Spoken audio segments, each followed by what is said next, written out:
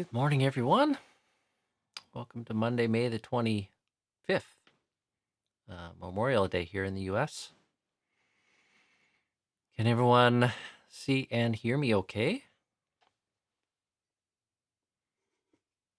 I was just warned by my streaming program that the quality of the stream has been lowered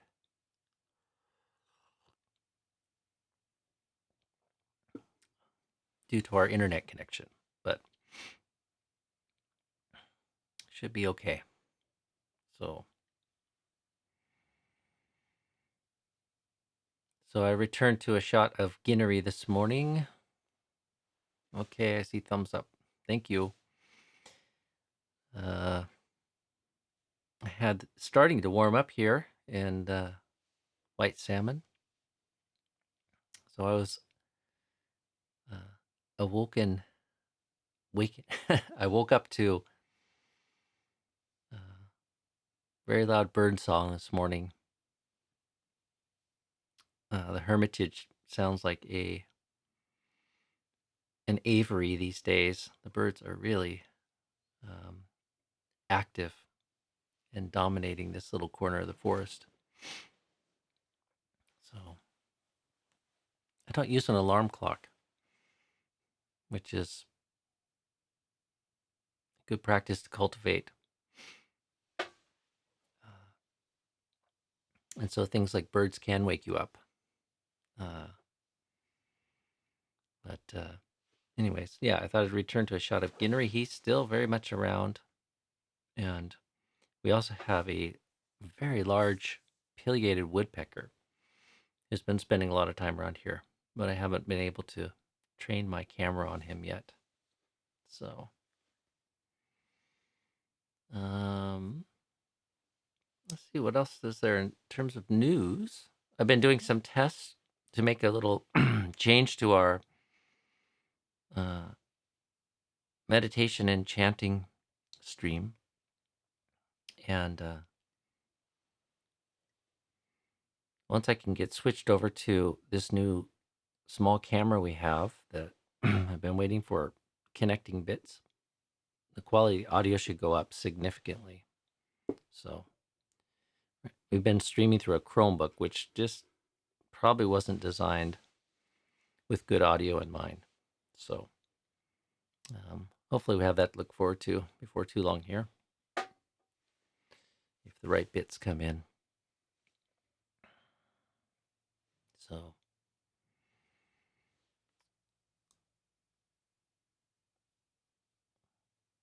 I don't see any questions off the bat or reflections. Been talking a lot about hindrances and some some looking at how they sit within the practice in a very global way, and sometimes the more practical aspects of how to connect with those teachings and how to make use of them, put them into practice in our life. And today I thought I would read a little bit of a sutta which zooms out a little bit and contextualizes the hindrances in our practice. And in particular, it's a nice sutta which reminds us of the Buddha's emphasis on conditionality. I guess one of the dangers in introducing people to this whole framework of hindrances and defilements is people tend to identify with them. And the Buddhist model of mind is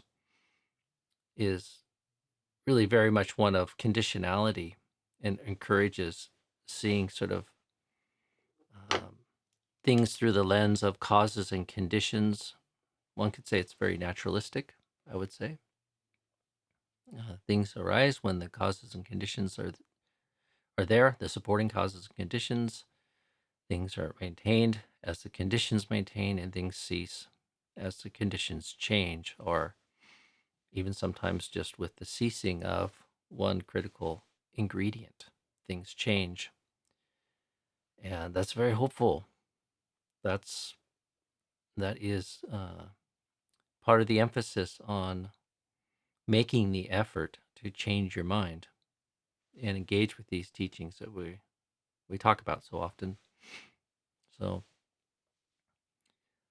oftentimes people get locked up in metaphysical considerations, like considerations about, well, what's our true nature? Um, are humans inherently good or bad? Or maybe even through through the lens of selfing, uh, wondering about oneself and one's potential for goodness, happiness, freedom, peace. Uh, and these are all unwise ways to reflect upon the challenge of being alive, awake, and experiencing this human consciousness. Um, Truth is, you're not any of those things. You're just having this experience. And the most pertinent kind of question is what to do about it. So, uh, so I wanted to point out, we've talked a little bit about the root problem being a certain lack of information, and we're living sort of under the guidance of mistaken ideas about the condition we're in and that problem. Um, and the root that the Buddha points to that we should look at really is the root problem of ignorance and craving. In the language of the suttas, avijja tanha. Um, and sometimes people want to know, well, where does that come from? And it doesn't. Uh, it doesn't come without condition. And when really pressed, the Buddha says the condition for that is the five hindrances, which, like in many of the suttas, sometimes becomes a little bit circular because hindrances sometimes come later in various chains of causality that you find in the suttas.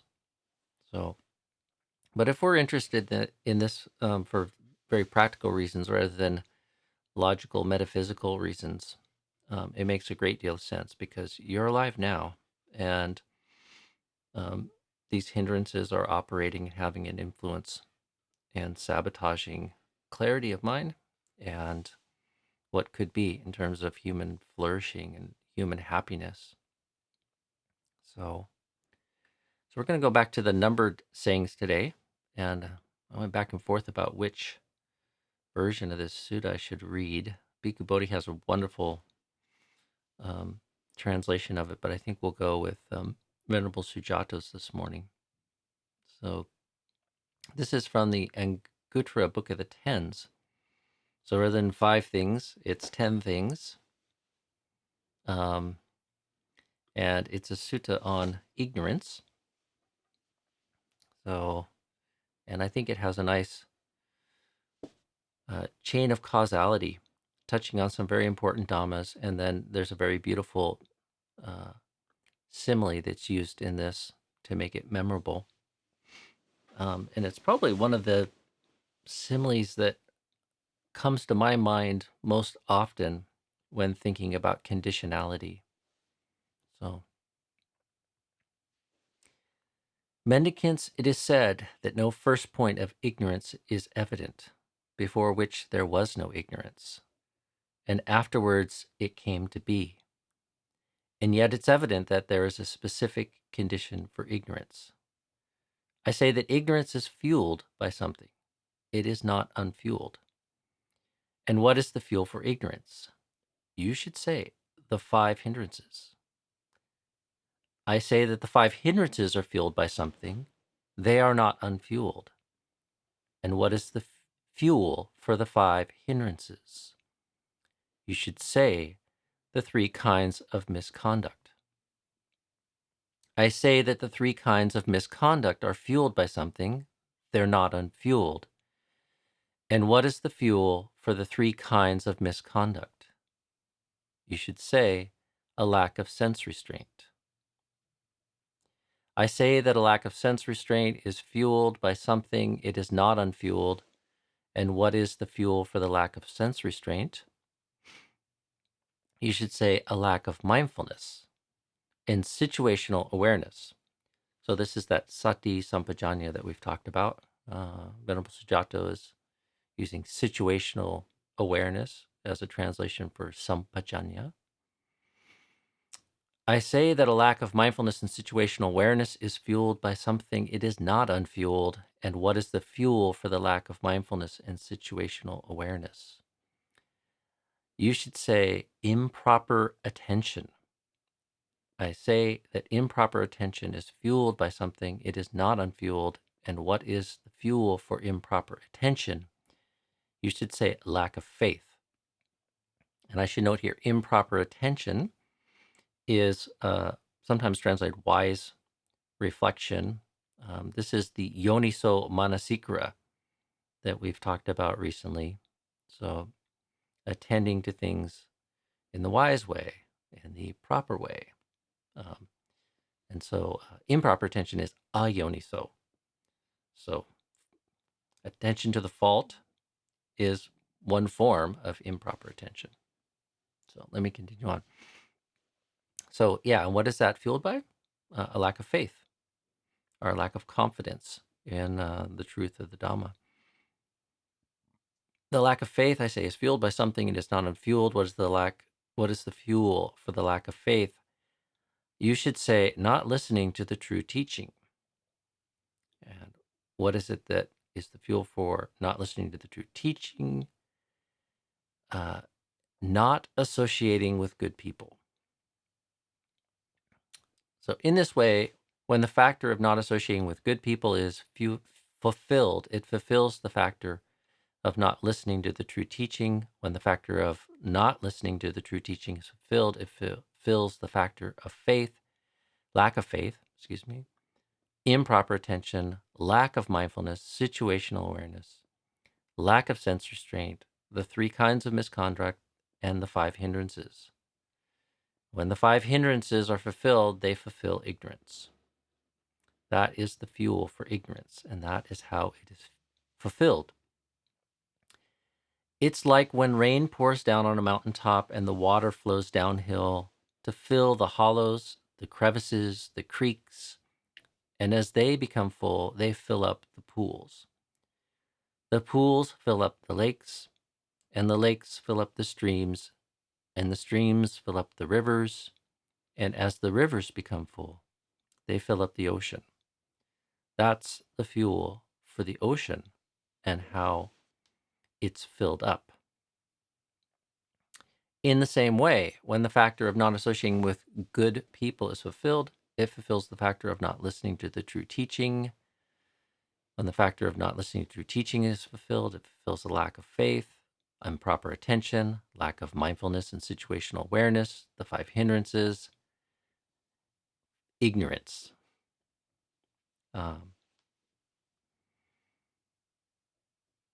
And then, like we have in many suttas, it then kind of goes through the positive version of this, which I won't read, but, with just summarized. So, when one associates with good people, then the opportunity, even the motivation, then to listen to the true teaching arises. And then through listening to that, faith is gained. With faith, then one starts to pay proper attention to their experience and develops mindfulness and situational awareness and sense restraint and their conduct of body and speech in particular. But you can see body, speech, and mind, which is what's referred to here. The 4 kinds of mindfulness are developed. And here we are at the 7 factors of awakening. So, and then we return to this analogy again. It's like when it rains heavily on the mountaintop and the water flows downhill and fills the hollows, the crevices, the creeks. And as they become full, they fill up the pools, and the pools fill up the lakes, and the lakes fill up the streams, and the streams fill up the rivers, and the rivers, they fill up the ocean. That's the fuel for the ocean, and that's how it's filled up. So, and similar to the sutta that we had um, the other day, this is in a this is a paired sutta. So immediately following this, there's another sutta that's very similar, but adds a little extra detail. So that's in the Numbered Sayings, Book of the Ten, number 61. So, and my thought in sharing it today, in particular, was just to remind us all of this teaching of conditionality. Things you don't suffer for no reason at all, and our emotional experience isn't really a mystery. Maybe in the details, it's a mystery to us because we haven't been paying attention, and we have misguided notions of why it is that we feel the way we do. The practical, the useful, the wise way to think about this is these states are supported by various conditions. And so ignorance doesn't come out of nowhere. It's fueled. It has a nutriment. And, the short form of this is the hindrances are a nutriment for ignorance and a lack of clarity about how to act properly in the world.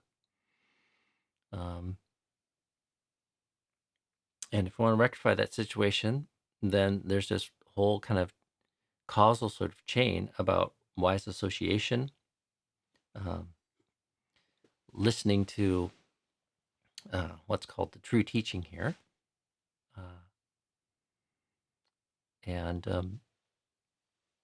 then being motivated by that, uh, changing how it is that you orient yourself in the world, and how it is that you develop your mind, so you can start to change the conditions and therefore change your experience.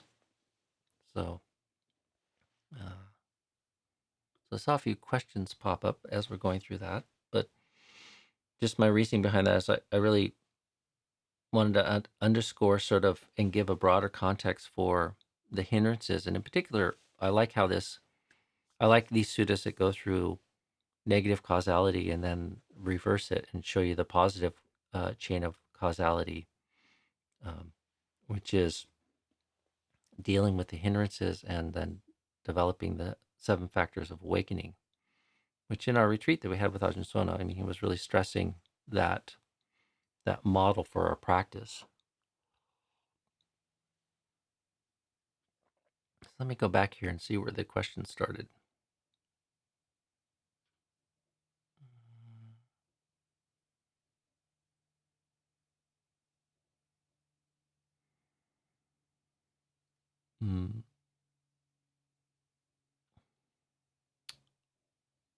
Hopefully people can see me. I see a bunch of things while I was reading that where the stream maybe was having some problems. So I can see. It looks like it's okay now. So from my side. Let's see. So there's a question from Adil here. Not directly related, but it seems my ability to concentrate varies depending on the room where I happen to be meditating, and it's especially boosts my meditation if I'm not facing anything right before my face. Well, you should pay attention to those conditions, is what I would say, Adil. Uh, People can be a little idealistic, thinking they should just be able to meditate anytime, anywhere. And the Buddha is very practical, and he talks about suitable time, suitable place, environment, and also knowing oneself. And in particular, supporting formal meditation practice, I think it's good to pay close attention to anything that seems to sort of help, and including sort of feeling comfortable. There's ways we can try to make ourselves comfortable that don't really support attention, energy, and the kind of focus we want to develop in our meditation. I'm not referring to that so much, but skillful, skillful supports for the practice. And there can be many, many, many of these that you should notice. And, like a good scientist, I guess you want to focus on uh, what it is that seems to work. This is part of the application of mindfulness and situational awareness, or sati sampajanya, is building a kind of knowledge of what it is that seems to sort of support your practice and work, and sitting in certain ways, certain places, certain times of day. Um, all kinds of physical supports can be there for practice. When I lived in Thailand, which is quite a hot tropical country, I noticed oftentimes um, just cleaning my hut and then going and taking a shower and cooling down my body sort of had a huge positive effect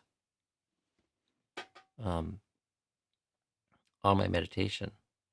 So, um, and if you notice things like that, or notice like a particular time of day where the mind just seems particularly willing to sort of settle down, then you want to lean into that, or you want to make the most of that. Um, and similarly, like certain ways of practicing one seems to have more of an aptitude for, and so use that.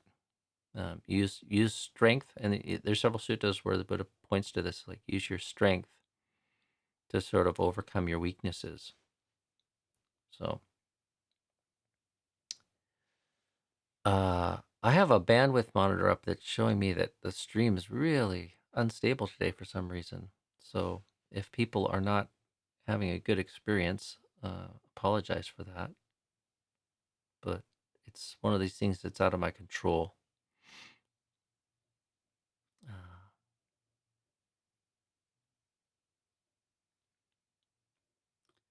see, Alejandro, can you speak about the differences or overlap between ignorance and delusion? Uh, Alejandro, I don't think, uh, I don't think there's any difference between those terms. You'll see both of those terms used. You'll see both of those terms used referring to avijja. So I don't know how to make a distinction there. Essentially, it's ignorance of the Four Noble Truths or three characteristics, are put in a more straightforward and practical way. It's ignorance about knowing how to relate to our experience in a way that overcomes dukkha. So,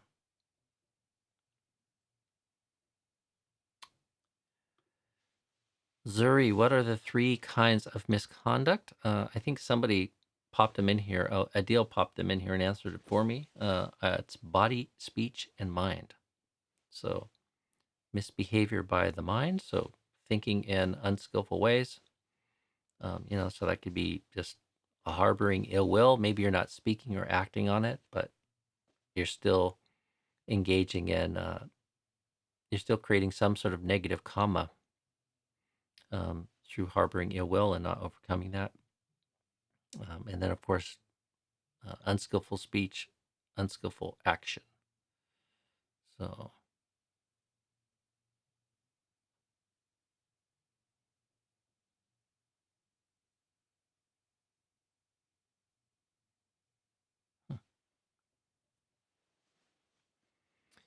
so I don't know what's going on. Several people seem to say the stream's all good, and other people seem to be having a problem today.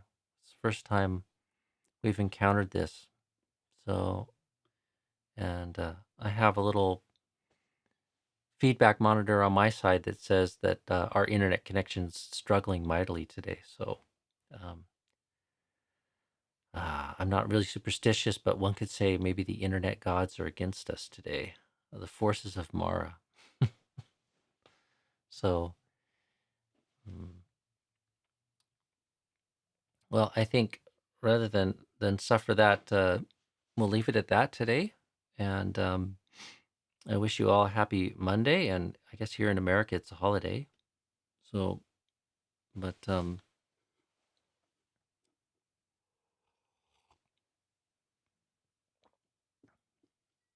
we'll return to. Oh, okay. A lot of people say the stream is fine here. So, solid and steady, solid and steady. So, well, I don't know. Okay. Well, we won't quit then if there's a relevant question. Shelley, the antidote to avijja. Well, we could go back to the Sutta, but it was just given there. The antidote to avijja, associating with good friends, hearing the true teaching, gaining faith. What was the next step? I have to get this right here.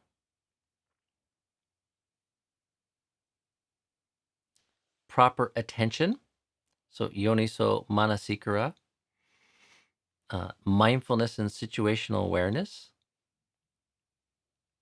sense restraint, something we've talked a little bit about before, but something that gets missed in a lot of presentations I see of the teaching. The 3 kinds of good conduct, the 4 kinds of mindfulness meditation, and the 7 factors of awakening. So that's the antidote to avijja. And, if that seems daunting, return to this analogy. Like sometimes it's very frustrating.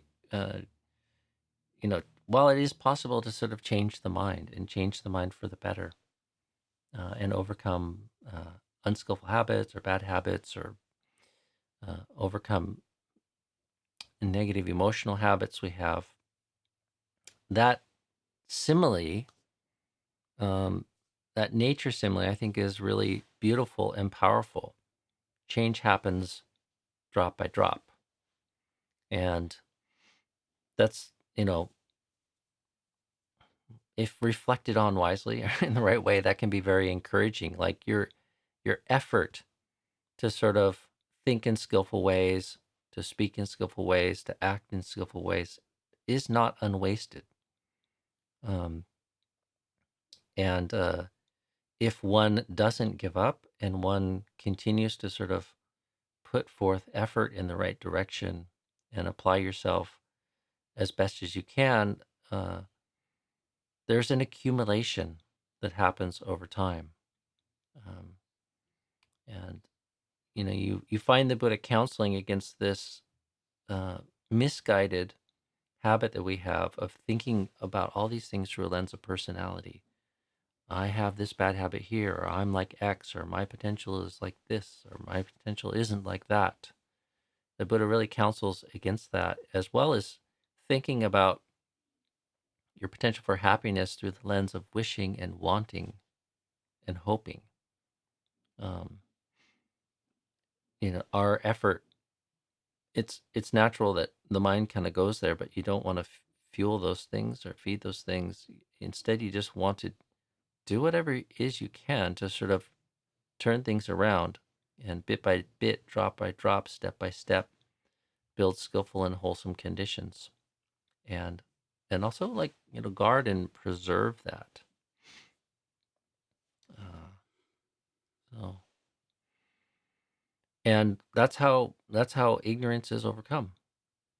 So you stop feeding it, in a sense, and instead you put in skillful kind of qualities, and eventually it weakens and withers up, and what's left in its place is freedom and happiness.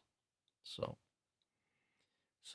take that teaching of conditionality and that simile, of the rain falling on the mountains and eventually fueling and filling up the ocean, as a guide for your practice, rather than these unhelpful notions of me and mine and my capabilities, and wishing, wanting, and hoping.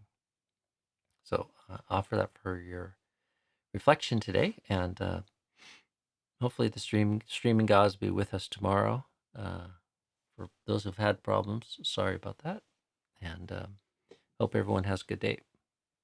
Be well.